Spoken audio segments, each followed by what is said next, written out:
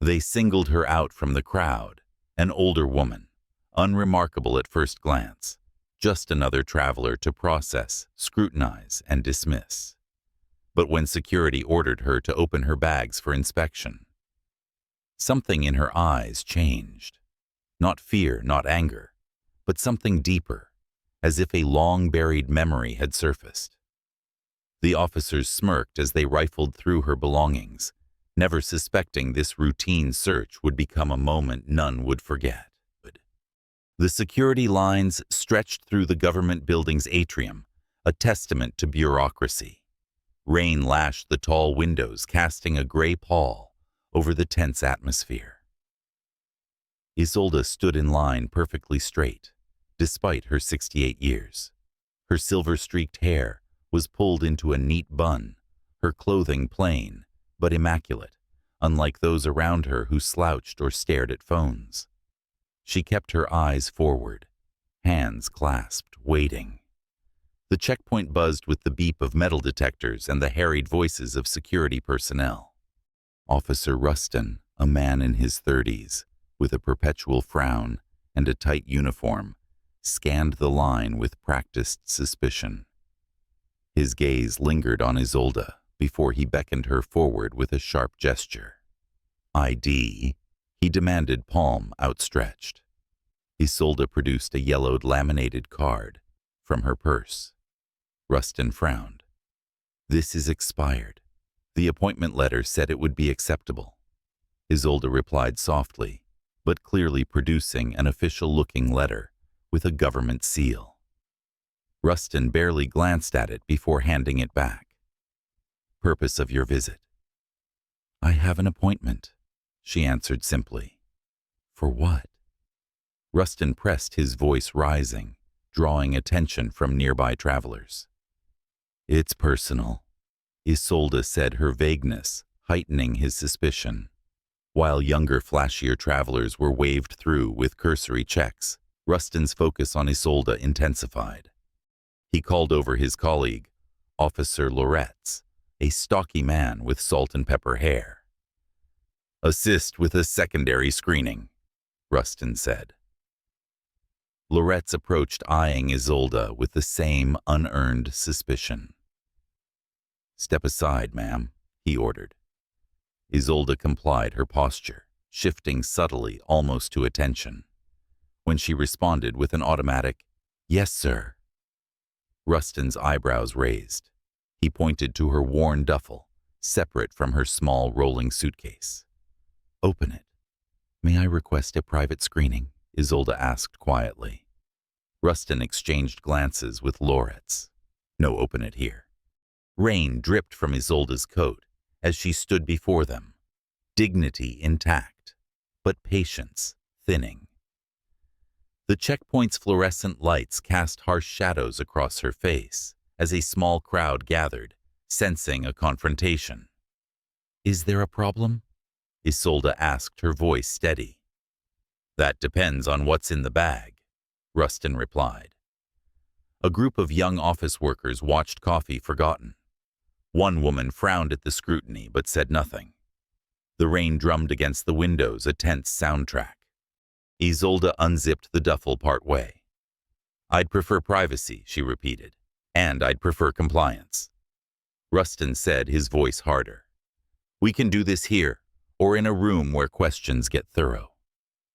Your choice. Something flickered in Isolde's eyes, not fear but calculation, the look of someone who'd made tough decisions before. Very well, she said, stepping back. Rustin snapped on latex gloves with theatrical flair, the sound echoing, drawing more attention. Since you're being difficult, we'll do this ourselves. Phones appeared as the crowd grew, recording the spectacle. Isolde's expression remained neutral, but her eyes showed resignation. She'd been here before in different ways, different places. What's so important in this bag? Loretz asked, unzipping the main compartment. They removed her possessions one by one, displaying them on the cold metal table, a prescription bottle, a wrapped framed photograph, a dog-eared copy of Tennyson's poems. Each item was handled with less care than the last. A young office worker whispered, "This feels wrong." His friend nodded but kept watching. Rustin held up an ornate old key. "What's this?" "It opened something that should have stayed closed," Isolde replied, her voice distant. The officers laughed. "Very mysterious." Rustin mocked. "Old spy movie fan, are we?" More personal items emerged, a handwritten letter, a medical document with visible test results displayed under harsh lights. Dressenville Operation, 1976. Loretz read from a notebook, mangling the pronunciation. "What's that?" "Your bridge club." Isolde remained silent, eyes fixed forward, as if she'd weathered worse than this public humiliation. "These old people and their secrets," Rustin said loudly, "always think they're more important than they are." Her silence irritated him further. He pulled out a small box and opened it, without permission, revealing an unmarked military pin. "A memento," Isolde answered simply, "of people who are gone now." Rustin rolled his eyes and tossed the box onto the table, the pin clattering out. Isolde's eyes followed it, her first real reaction. "Careful with that, please," she whispered. "Oh, is it valuable?" Rustin asked with mock concern. "Maybe we should have it appraised." "Not in money," Isolde replied. The final compartment remained. Rustin reached for the zipper with exaggerated slowness, playing to the crowd, now nearly 20 strong. A woman stepped forward. "Excuse me, is this necessary?" "You've checked everything else." Rustin glared. "Security protocol, ma'am. Step back." Isolde gave the woman a nod of appreciation, but remained composed, resigned to the discovery of the final compartment's contents. The rain intensified, sounding like distant artillery. Isolde seemed to listen to it, her mind elsewhere, in another time, where rain fell just as heavily.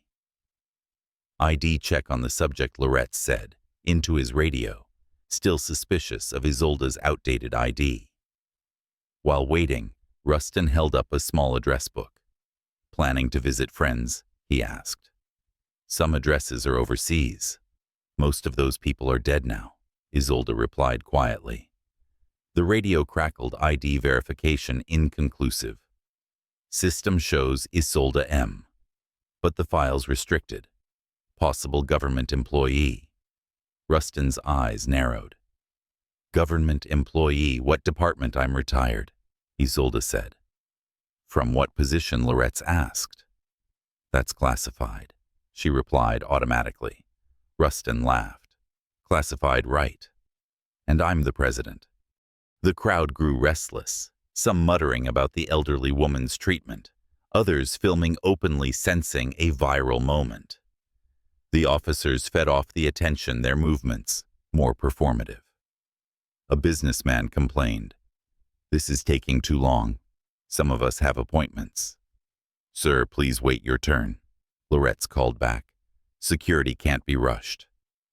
Isolde remained still, watching her possessions dismissed. When Rustin began unwrapping the framed photograph, she spoke. "Please be careful with that. It's irreplaceable." "Everything's irreplaceable to someone," Rustin replied dismissively, but placed it down with more care. A corner of the wrapping loosened, revealing a glimpse of a group in uniform before a helicopter. Isolde's eyes lingered before returning forward. "Nothing suspicious so far," Loretz admitted reluctantly. "Just one more compartment." "The most suspicious hide things in plain sight," Rustin said, unwilling to admit the search was unnecessary. He reached for the final zipper, the one Isolde had been most reluctant to have searched publicly. A tall, elderly man in a formal military suit entered the atrium, accompanied by two younger officers in dress uniform. Isolde saw him, but gave no sign of recognition. Her eyes stayed on Rustin's hand. "Last chance," Rustin said with a smirk. "Anything to tell us before we see what you're hiding?" "I'm not hiding anything." Isolde replied calmly. I value my privacy. Privacy's a luxury in security situations, Lorette said as if reciting a manual. The zipper's slow, deliberate sound filled the air as Rustin opened the final compartment. The crowd leaned forward, curiosity overriding their better instincts. Well, well, Rustin said, reaching inside. What do we have here? He pulled out a carefully folded piece of fabric, thick, high quality, and deeply blue. As he shook it open carelessly, several in the crowd gasped. It was a military uniform jacket, preserved meticulously until this moment. Playing dress-up, are we? Rustin asked, his smirk faltering as he noticed the insignia and decorations unusual even to his untrained eye. Lorette stepped closer, his expression shifting from mockery to confusion. These markings, he muttered. I've never seen some of these before.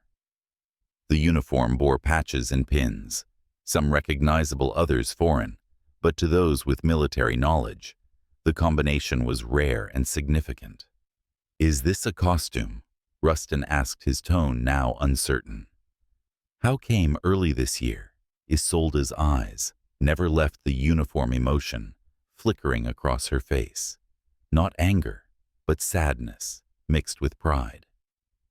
That's not a costume, she said quietly. Then what is it? Lorette pressed. They'd make sense if you had the proper clearance, Isolde replied. Rustin snorted. Right, secret agent grandma.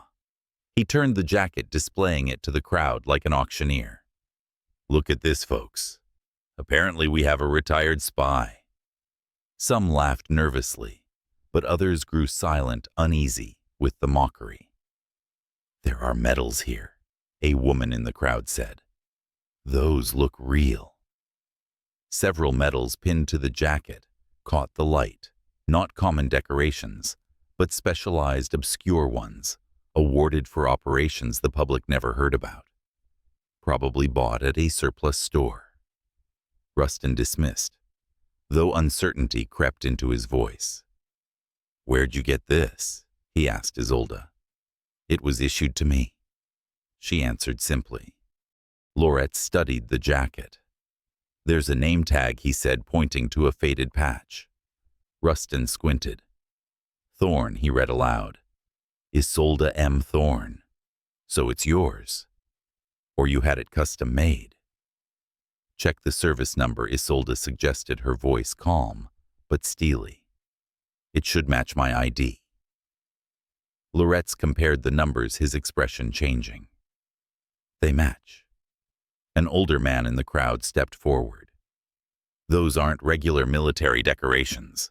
That patch, I've only seen it in photos from classified operations in the 70s. Rustin glared. Sir, step back and let us do our job. The man retreated, but doubt had been cast on the officer's assumptions. How'd you come by this uniform? Lorette asked, his tone more respectful. I earned it, Isolde said simply. Women weren't in combat roles then, Rustin said triumphantly, as if catching a lie.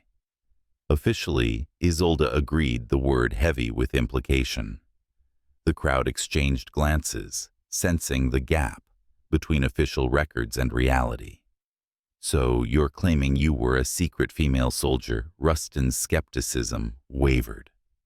I'm not claiming anything, Isolde replied. I'm here for my appointment. The tall military officer who had entered earlier glanced over, his attention caught by the uniform in Rustin's hands. His posture straightened. Lorette scrolled on a tablet. I'm searching military records for Isolde M. Thorne. Nothing in the public database. You wouldn't find me there, Isolde said. Convenient, Rustin muttered. A medal slipped from the uniform, clattering to the floor. Isolde flinched, her first sign of distress, and stepped forward to pick it up, cradling it briefly. This was awarded after Dressenville, she said softly. 3 of us received it. I'm the only one alive. Her tone silenced Rustin temporarily. He reattached the medal with care. What was Dressenville Loretz? Asked curiosity overriding his demeanor. It was the operation name in your notebook, Isolde replied. That's all I'm permitted to say, even now. The crowd, now larger, sensed a mystery unfolding. Who was this woman with a classified past? We need to verify this, Loretz said to Rustin. If these are authentic, and there's a reason they're not public. She's making it up. Rustin interrupted, his voice lacking conviction. Old people create fantasies about their past. My past required no embellishment, Isolde said quietly. Often the opposite. A young woman in the crowd, typing on her phone, announced, I searched for Dressenville operation. Nothing comes up except a footnote in a declassified document about Cold War operations. It says, see file D78 classified. All eyes turned to Isolde, who showed no reaction. She'd known there'd be no records. The tall military officer approached his focus on the scene. I'd like my uniform back now, Isolde said firmly, and my other belongings. I'll be late for my appointment. We can't take your word for this, Rustin insisted, his confidence fading. Anyone can claim a secret operation. I'm not claiming anything, Isolde repeated.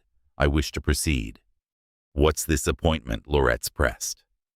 That information's restricted, Isolde replied automatically. Everything's restricted with you, isn't it? Rustin snapped. Convenient way to avoid questions. Not convenient, Isolde corrected. Necessary, per the oath I took. The military officer, his stars and medals gleaming, moved toward the checkpoint. Rustin straightened unconsciously. Sir, this area is that Captain Thorne's uniform you're holding, officer? The man interrupted, his voice commanding. The checkpoint fell silent. Rustin stammered. We were just conducting a routine check, sir. The officer stopped gazing from the uniform to Isolde. Then he saluted perfectly. Captain Thorne, he said formally. It's been many years. Isolde returned the salute with precision. General Crane. 40 years, I believe. The crowd murmured. Rustin and Loretz exchanged panicked glances, realizing their error. You know this woman, Sir Loretz asked cautiously. Know her? Crane's eyebrows rose. Captain Isolde Thorne was one of the finest officers I served with, though I suspect that's only recently available to your clearance level. Rustin held the uniform more carefully. Sir, we had no way of knowing. Her file was only declassified last month. Crane continued addressing the officers, but looking at Isolde. Her unit's operations can finally be acknowledged, which is why we're here today. Crane faced the officers fully. Return Captain Thorne's belongings with the care they were packed. Rustin's face paled. Yes, sir. He refolded the uniform, his mockery replaced with reverence. We were following protocol, he said. Protocol includes dignity, Crane replied. Something worth remembering. Loretz gathered Isolde's items with care. The crowd watched phones capturing the shift from humiliation to vindication. Captain Thorne is here to receive the Distinguished Service Cross, Crane announced, an honor delayed due to her service's classified nature. The President will present it, along with recognition for her unit's survivors. Rustin handed the uniform back to Isolde, who took it with a nod, her fingers brushing the fabric. I apologize for the misunderstanding, ma'am, he said, his arrogance gone. Isolde regarded him. Respect isn't earned by insignia, she said quietly. It's earned by recognizing humanity. The young woman who'd searched for Dressenville was typing again, likely sharing the story online. Your team's file was declassified last month, Crane said, helping Isolde gather her belongings. The nation can acknowledge what you sacrificed. Most of my team isn't here to see it, Isolde replied softly. 5 survivors out of 17. Crane confirmed. All will be honored today. Loretz spoke up. Sir, what did her unit do? Crane looked to Isolde, who nodded.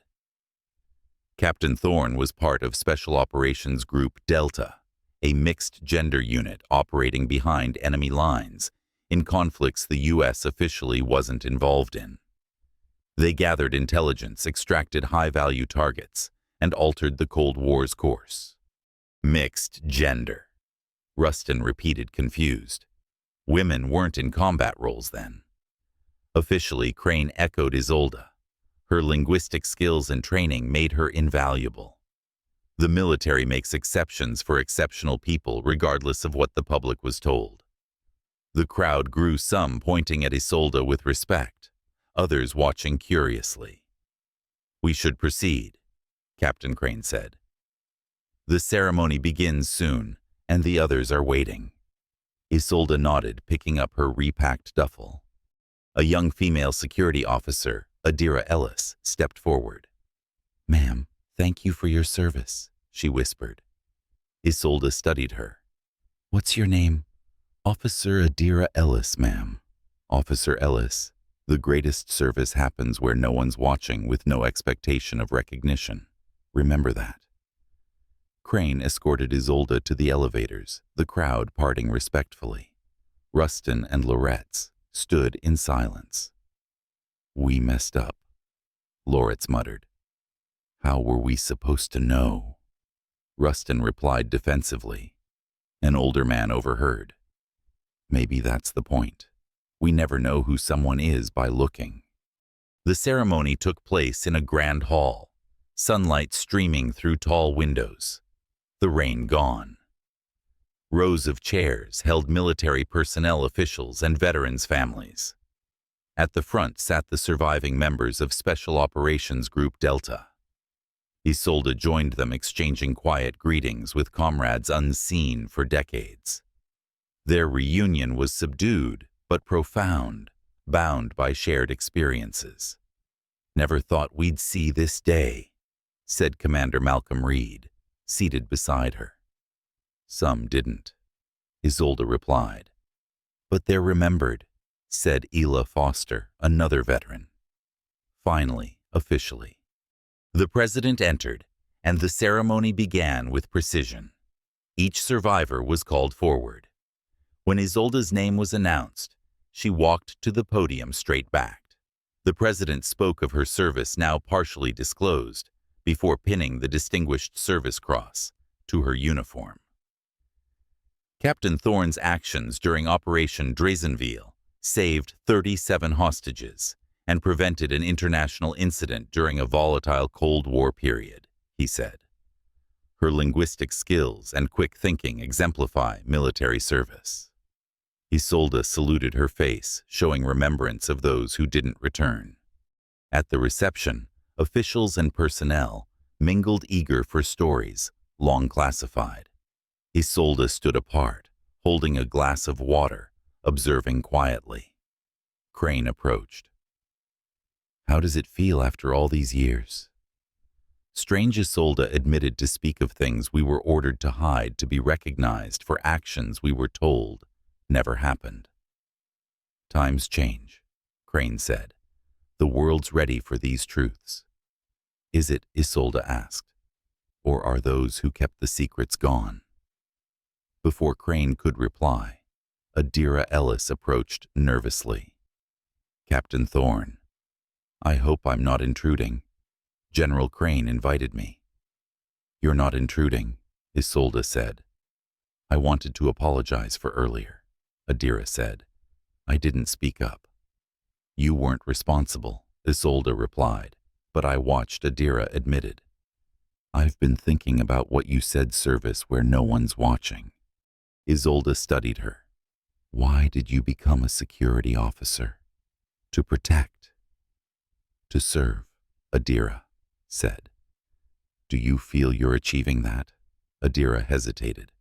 Not always, Sometimes it's about authority, not service. Isolde nodded approvingly, a common hazard in any position of power. How did you handle disrespect? Adira asked. Throughout your career as a woman in that role? With dignity, Isolde said.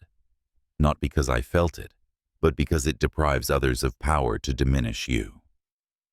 People judge what they see, Officer Ellis. Your job is to know what's invisible, your own worth. Thank you, Adira said, for your service and wisdom. As she walked away, Crane turned to Isolde. You made an impression. Perhaps, Isolde said. She already knew these things. Sometimes we need permission to believe what we understand. The reception continued, sunlight highlighting medals and insignia. Will you tell them? Crane asked. Dressenweil's full story now declassified, Isolde looked at the officials, reporters, and young soldiers. She thought of the checkpoint, her private items displayed, secrets dragged into light. No, she said. Some things belong to those who lived them. Recognition's one thing, exhibition's another. Crane nodded. Always the most private of heroes, Isolde. Not a hero, she corrected. A soldier who did what was necessary. As the reception ended, Isolde gathered her belongings, her duffel now holding her new medal alongside the uniform. She exchanged farewells with her comrades and headed for the exit. Outside, the rain had stopped, leaving clean streets and fresh air. Adira Ellis, now in civilian clothes, waited near the entrance. Captain Thorne, she called. I hope it's not inappropriate, but could I walk with you? I have questions about service, about finding meaning. Isolde nodded. As they walked from the building, Isolde shared not classified mission details, but deeper truths about duty, respect, and the quiet courage to stand tall in a world that tries to diminish you. Behind them, the government building gleamed, its checkpoint processing people, some important, some ordinary, all deserving the dignity Isolde Thorne had fought for throughout her remarkable life. In the heart of a bustling government building, where rain drummed like forgotten echoes of battles, past an elderly woman named Isolde Thorne, stood poised and unyielding, her silver-streaked hair a testament to years etched in secrecy. Singled out by suspicious security officers, her bags were emptied before a gathering crowd. Personal treasures laid bare, a faded photograph, a mysterious key, a dog-eared book of poems, each item a fragment of a life scrutinized and mocked. The officers, blinded by arrogance, saw only an old spy movie fan, never imagining the profound story hidden beneath her quiet dignity. Yet, as the final compartment revealed a meticulously folded military uniform adorned with obscure medals, the truth unfurled like a long-suppressed flag. Isolde was Captain Thorne, a Cold War hero, whose classified operations saved lives and shaped history, her service shrouded in silence for decades. The mockery turned to awe when General Crane saluted her, confirming her valor, and she received the Distinguished Service Cross from the President himself. This moment froze time, transforming humiliation into vindication, reminding us all of the invisible scars and unsung triumphs people carry. What a poignant lesson this story imparts. Never judge by appearances, for behind every unassuming face lies a reservoir of experiences, sacrifices, and strength that could humble the mightiest. In our fast-paced world, where snap judgments fuel division, Isolde's resilience teaches us the power of empathy and respect, treating others with humanity, not because we know their story, but because we don't. Imagine the regret of those officers, the quiet pride in Isolde's eyes, the ripple of inspiration through the crowd. It's a raw, emotional reminder that true heroism often walks quietly among us, demanding nothing but basic decency. This tale stirs the soul, urging us to pause, to see beyond the surface, and to honor the hidden warriors in our midst. Be they veterans, everyday survivors, or silent guardians. If this story touched your heart and made you reflect on moments of overlooked dignity in your own life, share your thoughts in the comments below. Have you ever witnessed or experienced a similar revelation? Let's build a community of compassion together. And if you crave more tales of unsung heroes and life-changing lessons, hit that subscribe button and turn on notifications. You won't want to miss the next emotional journey. Your support keeps these stories alive.